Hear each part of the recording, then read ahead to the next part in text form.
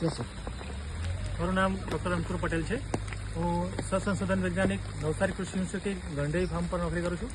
આજ રોજ જે દક્ષિણ ગુજરાતમાં જે ભારે વરસાદ અતિવૃષ્ટિને કારણે જે નવી વાડીઓ જેને કહી શકાય કે જે 2 કે 3 કે 5 વર્ષની આંબાની કે ચીકુની વાડીઓ છે તો તેમાં વધારે પૂરને કારણે બધી કલમો નીચે જમીનદોસ્ત થઈ ગઈ છે।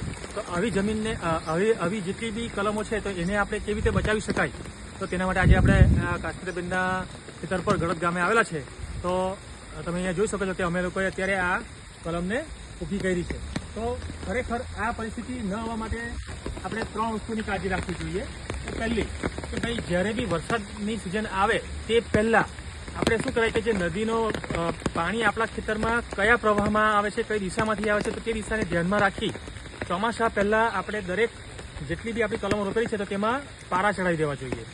એ પારા જે છે તે આપણે ચોમાસા પહેલાં ઓછામાં ઓછા 2 ફૂટના ઊંચા ચડાવી દેવાના, જેથી કરીને શું થાય કે કલમને મજબૂતાઈ મળે અને એ મજબૂતાઈ મળે તો આપણી કલમને આડી પડી જવાનો ભય બહુ ઓછો રહી જાય। અને જો ત્યાર પછી બી જ્યારે પાણી નીકળવાની શરૂઆત થાય ત્યારે પારા બનાવેલા હોય તો જે 2 પારાની વચ્ચે જે નીક છે તેમાંથી પાણી આવશે અને એ જ નીકમાંથી પાણી બી જતું રહેશે।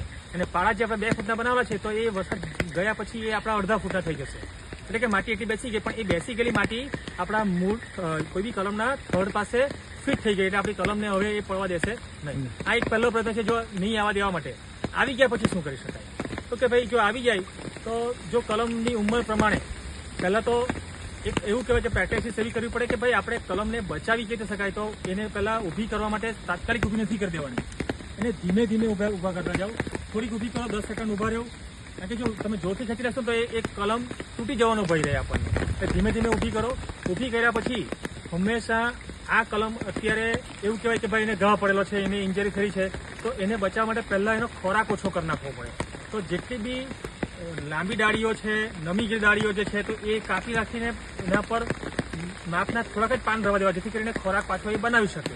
સૌ પાન કાઢી પણ નથી નાખવાના અને એ રીતે એને ડાળીઓ કાપી ને માપનું ઝાડ કરીને ચિંતા ના કરશો ખેડૂત મિત્રો કે ભાઈ તમારી ડાળી કાપી નાખી એટલે આપણી કલમ નાની થઈ ગઈ। એ તો જે કાપેલી છે ને એટલે તરત જ પાછળ નવી ફૂટો નીકળશે અને ફરીથી તમને એ નવી ડાળીઓ આપી પણ દેશે। તો જે ડાળી કાપેલી છે વરસાદ જો પડતો હોય તો ત્યારે તમે અત્યારે કશું ના કરી શકો, પણ વરસાદ બંધ થઈ જાય તો જેટલી ડાળી કાપેલી છે તેના ઉપર આપણે કોપર ઓક્ઝીક્લોરાઇડ COC ની પેસ્ટ લગાવવાની, કારણ કે COC કોપર ઓક્ઝીક્લોરાઇડ જે બ્લુ કલરનો પાવડર આવે એને પાણીમાં કાઢવી અને જે જગ્યા પર આપણે ડાળી કાપેલી છે ત્યાં એ પેસ્ટ લગાવો તો એ કોપર ઓક્ઝીક્લોરાઇડમાં ઓક્સિજન છે એટલે ઓક્સિજન એ તરત જ પાછો એ ડાળી જ્યાં કાપેલા ભાગ પરથી નીચે જશે ત્યાં સડો પણ નહીં લાગવા દેશે અને એની નજીકની જે આંખ આવેલી ત્યાંથી તમને નવી ફૂટ તમને કાઢી આપે। હવે જમીનની અંદર શું કરી શકાય તો વરસાદ બંધ થયા પછી તાત્કાલિક આવી પરિસ્થિતિમાં શું કરાય કે પહેલું તો તમારે 22 ટીન બજારમાં જે કાર્બેન્ડિઝમ જે મળતું હોય તો એક 22 ટીન જે છે તે 50 ગ્રામ પાવડર લેવાનો। ખરેખર 22 ટીન પાવડર છાણિયા ખાતરમાં સારું રિઝલ્ટ આપે, પણ ચોમાસામાં પાણી જો ભરાઈ ગયેલું હોય તો છાણિયું ખાતરનો ઉપયોગ ન કરતા એની જગ્યા ઉપર વર્મી કમ્પોસ્ટનો ઉપયોગ કરવાનો છે। તો 1 કલમ દીઠ 1 કિલો વર્મી કમ્પોસ્ટ અને 50 ગ્રામ 22 ટીન પાવડર એને બરાબર મિક્સ કરી અને ઘરમાં જ અથવા ઘરના વાડામાં આપણે એ મિક્સચરને રોજ એને પલટાવતા રહેવાનું। એવો 4-5 દિવસ થઈ જાય એટલે એમાં કોલોની વધી જાય કાર્બેન્ડિઝમના અને વર્મી કમ્પોસ્ટના લીધે, અને એ બનાવેલું મિક્સચર આપણે થડની બાજુમાં કોતરીને અને એ ત્યાં ભરી દેવાનું છે 1 કિલો મટીરિયલ, અને પાછો આપણે ત્યાં ધીમું વાળી દેવાનું છે અને થોડું પાણી આપતા રહો અને વરસાદ જો આવતો હોય તો પાણી આપવાની જરૂર નથી।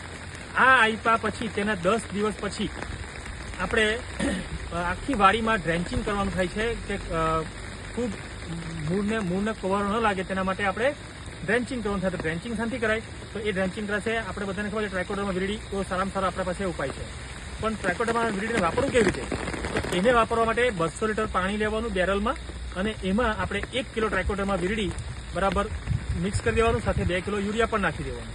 યુરિયા નાખવાથી શું થશે કે એ પ્લાન્ટ એ ટ્રાયકોડર્મા વિરિડી પાવડરને વહેલો ચૂસી લેશે અને વહેલું આપણને અસરકારકતા મળે।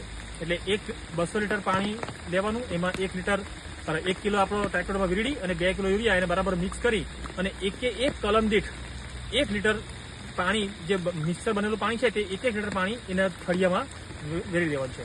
આવું આપણે 1 મહિના સુધી 10 દિવસના અંતરે 2 થી 3 વાર નાખવાનું રહેશે।